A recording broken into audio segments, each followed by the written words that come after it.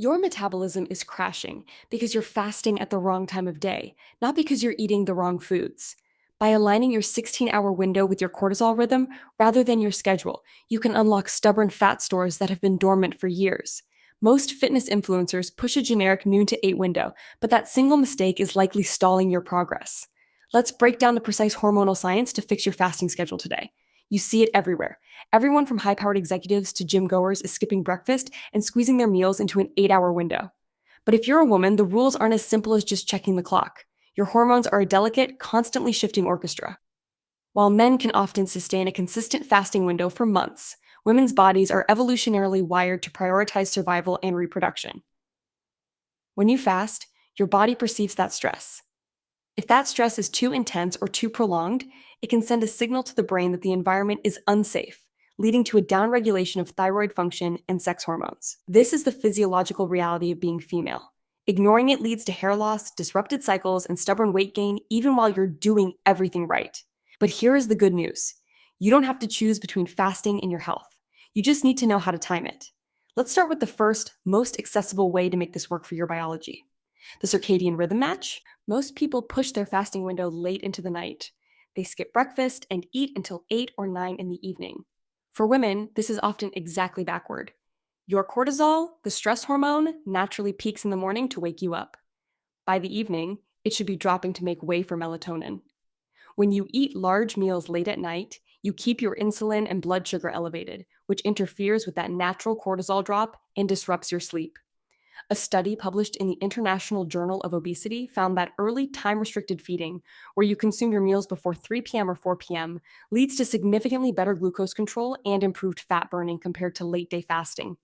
It's not just about the hours, it's about the alignment. For you, this means starting your eating window early.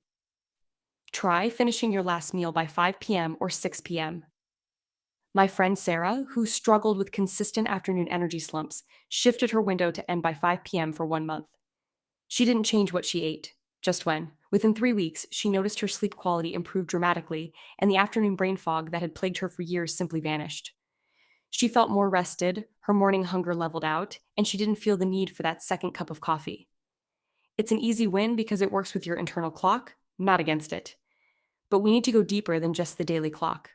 Now, let's talk about the level up, cyclical fasting. This is where you stop treating your body like a static machine and start treating it like the dynamic biological system it is.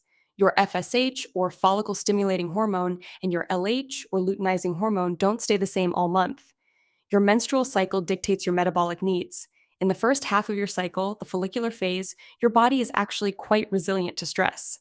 Your estrogen is rising, and your insulin sensitivity is generally higher. This is the prime time to push your fasting boundaries a little bit. You can comfortably maintain a 14 to 16-hour fast during these days. Your body has the energy reserves and the hormonal support to handle the minor stress of a longer fast.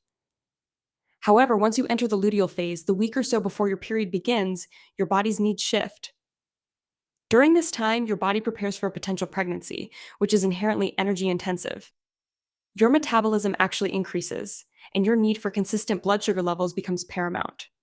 If you push long fasts during the luteal phase, you're essentially telling your body that you're in a famine, right when it needs the most support. This is often when women report the most severe PMS symptoms, cravings, and mood swings. If you're finding this helpful, hit subscribe. I drop videos like this every week to help you understand the biology behind your health.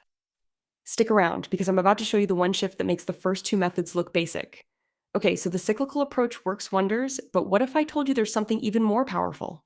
This is the one I've been saving for you, the nutrient-dense fasting reset. Most women focus entirely on the duration of the fast, but they ignore the quality of the break fast. You've probably heard this term before, but it's literal. You are breaking a fast.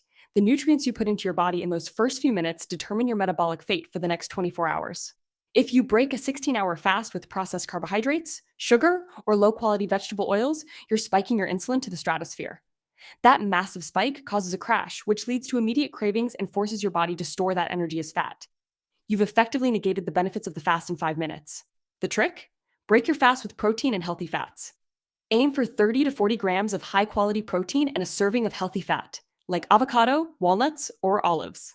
A study by the Journal of Nutrition found that women who prioritized protein intake immediately upon breaking a fast had a significantly higher thermic effect of food, meaning they burned more calories simply by digesting, and experienced nearly zero blood sugar volatility for the rest of the day. Think about that. You aren't just controlling hunger, you are training your metabolism to become efficient. When you start your day with healthy fats and protein, you avoid the insulin roller coaster entirely. Your satiety hormones like peptide YY and leptin have a chance to actually do their jobs. You don't feel the urge to snack at 3 p.m. You don't feel shaky or irritable. You stay in a metabolic state where your body is comfortable burning its own fat stores. This works better than any 16-hour, 18-hour, or 20-hour fast where you end up eating whatever is in the break room when you finally break it. Let that sink in.